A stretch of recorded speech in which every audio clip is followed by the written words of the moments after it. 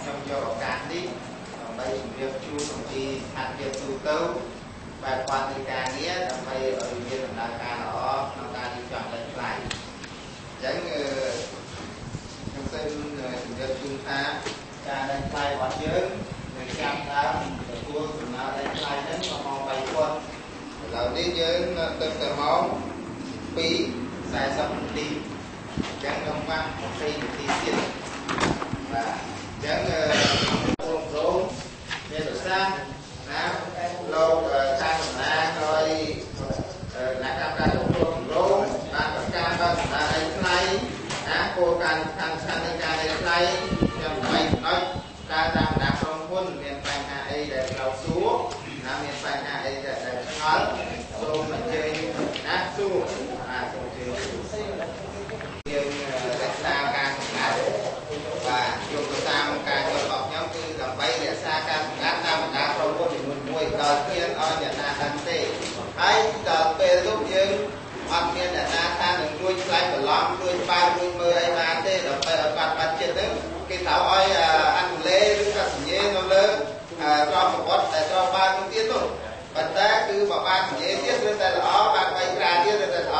នេះជាចំណុចមួយបង្ហាញថា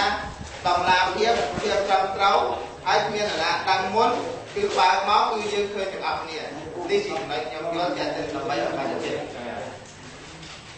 ប៉ុន្តែពីមុនយើងអត់ដែលបានណែនាំឲ្យបិទផង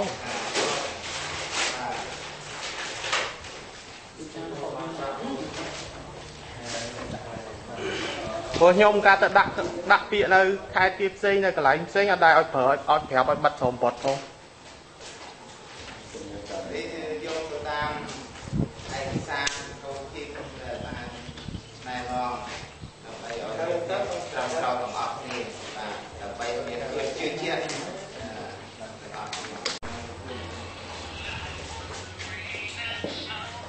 ហើយបើសិនជាក្រុមហ៊ុនខ្ញុំចុះបញ្ជីហើយខ្ញុំមិនដាក់ពាក្យដាក់សំណើដេញថ្លៃបានឬក៏អត់អូខេបាទចំណុចនេះបានបើសិនជាក្រុមហ៊ុន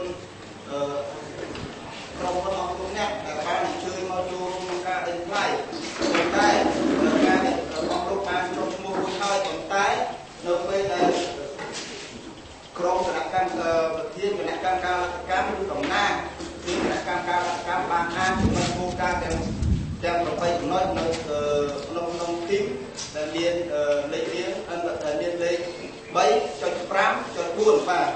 ពេលណាគាត់អានគោលការណ៍ទាំង8ចំណុចនោះអស់លោកណាស់ដែលក្រុមហ៊ុនដែលមានបំណងយល់ថាមិនដាក់សំណើបានអូខេអត់អីអត់បញ្ហាបាទអរគុណ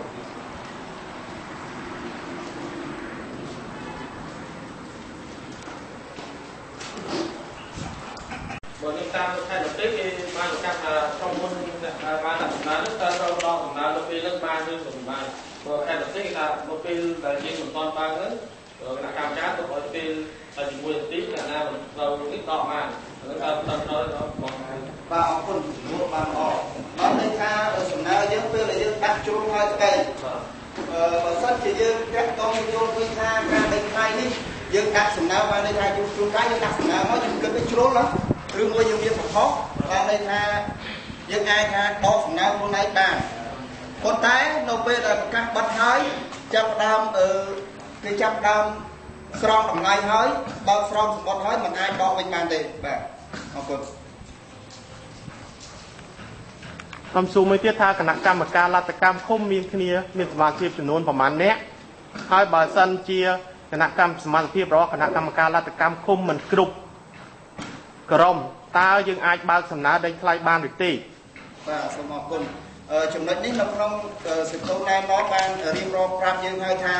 គណៈកម្មការលទ្ធកម្មឃុំទាំងអស់មាន4នាក់បាទអញ្ចឹងគណៈកម្មការលទ្ធកម្មត្រូវតែគ្រប់ចំនួន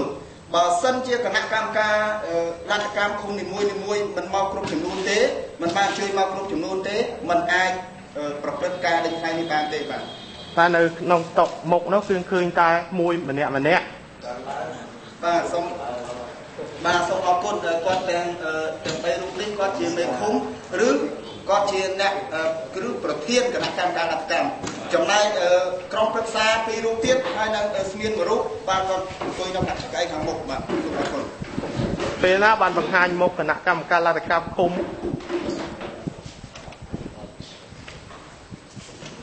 បាទសុំទោ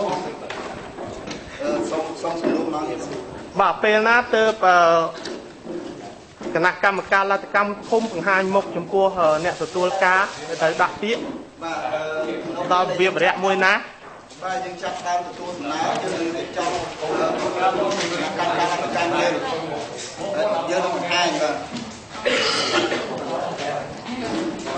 ហេតុអីគណៈកម្មការលទ្ធកម្មឃុំចាំទៅដល់ពេលទទួលសំណើបានបង្ហាញវត្តមាន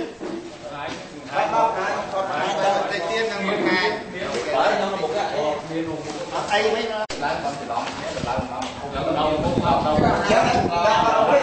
អូខេណាស់បាទចឹងគុំខ្នោតចុងស្រង់បាទគុំខ្នោតចុងស្រង់បាទបង្ហាញនេះមកឡើងមកគេឡើងមកគេឡើង